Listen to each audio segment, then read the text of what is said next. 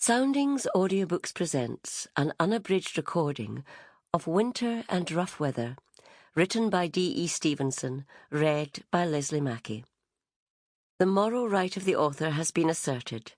This performance is owned by Soundings, Whitley Bay, NE 26 2JT. Chapter 1. Boscath farmhouse was a small two-storied building of grey stone with a snugly fitting roof.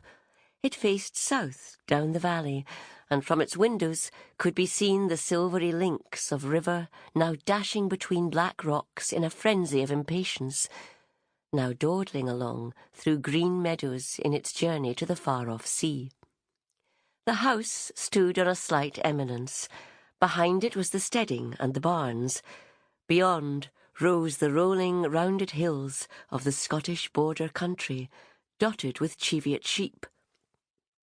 Boscath belonged to Mr. Johnston of Mureth Farm, which lay upon the other side of the river. He had bought it some 15 years ago when farms were going cheap, and although it was a good little farm with a fine dry hirsel, he had sometimes regretted his action. The river was the trouble. It was a beautiful river, and he was extremely fond of it. He had lived beside it all his life. He had fished its pools and gone to sleep with the sound of it in his ears, but as a farmer he found it inconvenient.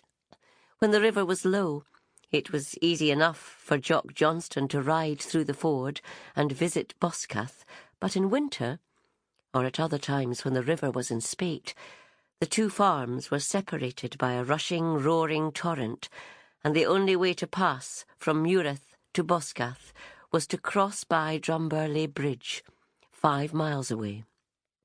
It was not very far, of course, but Jock Johnston found the navigation very irritating. There lay Boscath before his eyes. He could have thrown a pebble across the river onto Boscath ground, but if he wanted to visit the place, he was obliged to turn his back upon it, to drive 5 miles down the valley to the little town of Drumburley, to cross by the bridge, and drive back another 5 miles upon a rough and rutty road. "It's a daft road," Jock would say. "Goodness knows who planned it.